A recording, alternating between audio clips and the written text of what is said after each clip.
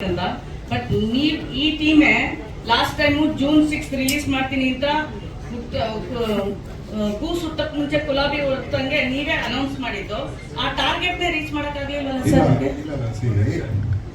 ಹೇಳ್ತೀನಿ ಅದಕ್ಕೆಲ್ಲ ಆನ್ಸರ್. ಅವತ್ತು ನವೆಂಬರ್ 28 ಪೂಜೆ ಮಾಡ್ತಿದ್ದಾಗ ಜೂನ್ 6 ಅಂತ ಹೇಳಿದ್ವಿ. ಅದಕ್ಕೆ ಟಾರ್ಗೆಟ್ ಮಾಡಿದ್ವಿ. ಶೂಟಿಂಗ್ ಆಲ್ಮೋಸ್ಟ್ ಕಂಪ್ಲೀಟ್ ಆಗಿತ್ತು.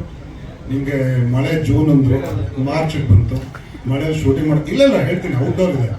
ಆಮೇಲೆ ಚರಣ್ ಸರ್ದು ನಾವು ಅನೌನ್ಸ್ ಮಾಡಿದಾಗ 2 ಪಿಕ್ಚರ್ ಇರಲಿಲ್ಲ.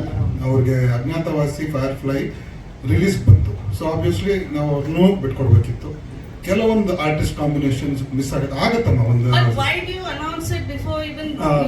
ಅಲ್ಲ ಅದಕ್ಕೆ ಅಚೀವ್ ಮಾಡಿದವರು ಶಾರದಾ ಮೇಡಮ್ ಒಂದೇ ಒಂದು if you hadn't announced it we wouldn't have released it on July 18th also. Okay, anyway, next one. 3 big production houses, to one hero, one film hero. Was it necessary? Yes. Why? Are you taking the burden of what are you taking? No, I'll tell you. 3 ಜನ ಸೇರಿದಾಗ producer ಬರೀ ಇಲ್ಲಿ ಫೈನಾನ್ಸರ್ಸ್ ಅಲ್ಲ. So I'll tell you, ನಾವು 3 ಜನ ಸೇರಿ ಅಥವಾ ದೊಡ್ಡ picture, yes it is a big budget, but 3 ಜನ ಸೇರಿದಾಗ 3 ಜನದ ಐಡಿಯಾಸ್, 3 ಜನದ ಥಾಟ್ಸ್ ಇರುತ್ತೆ. ಈಗ ನನಗೆ ಇರೋ ಥಾಟ್ಸ್, ನನ್ನನ್ನ ಕೆಲವು ಐಡಿಯಾಸ್ ಸಿನಿಮಾಗೆ ಬರ್ತದೆ. ವಾಟ್ ಇಸ್ ಕೊಲಾಬ್ರೇಷನ್ ಅಂದ್ರೆ ಐಡಿಯಾಸ್ ಎಕ್ಸ್ಚೇಂಜ್ ಆಗುತ್ತೆ ತುಂಬಾ ಜನಕ್ಕೆ.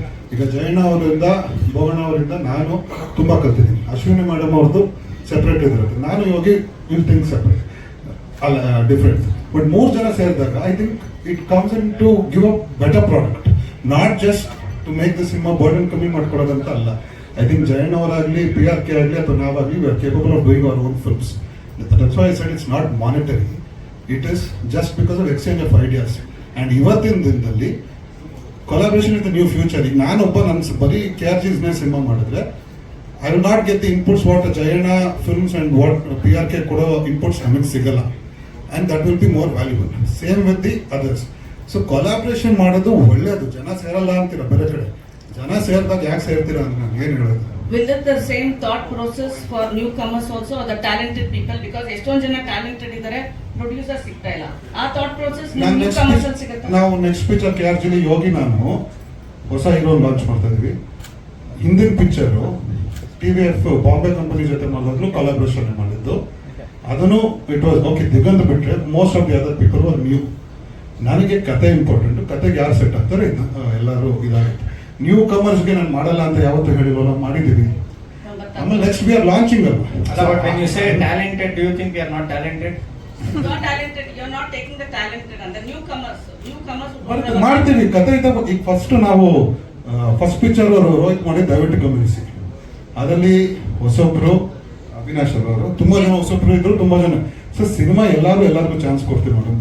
ಆಮೇಲೆ ನಮ್ಮಷ್ಟು ಈಸಿಯಸ್ಟ್ ಅಪ್ರೋಚ್ ಯಾರು ಇಲ್ಲ. ಒಂದೇ ಬಿಲ್ಡಿಂಗ್ ಮಾಡಿದ್ರೆ 3 ಪ್ರೊಡಕ್ಷನ್ ಹೌಸ್ ಇರ್ತಾರೆ, 3 ಡಿಫ್ರೆಂಟ್ ಪ್ರೊಡ್ಯೂಸರ್ಸ್ ಇರ್ತಾರೆ, ಹೊಸ ಡೈರೆಕ್ಟರ್ ಆಗಲಿ, ಹೊಸ ಆಕ್ಟರ್, ತುಂಬಾ ಜನ ಬಂದು ಹೋಗಿದ್ದಾರೆ. ತುಂಬಾ ಮುಂದೆ ಮಾಡಬೇಕು ಜೊತೆಗೆ ಅಂತಾನು ಅನ್ಕೊಂಡಿದ್ದೀವಿ. ಬರೀ known actor, even you is also newcomer. Okay, but ಈ comes from a legacy family. ಒಂದು ಲೆಗಸಿ ಇರೋ ಫ್ಯಾಮಿಲಿಯಿಂದ ಬಂದಿದ್ರು. ಅವರು ನ್ಯೂ ಕಮರ್ ಇರ್ತಾನೆ. ನ್ಯೂ ಕಮರ್ ಅಂದ್ರೆ ನಿಮ್ಮ ಅರ್ಥದಲ್ಲಿ ಏನು ಅಂತ ನನಗೆ ಅರ್ಥ ಆಗಲ್ಲ.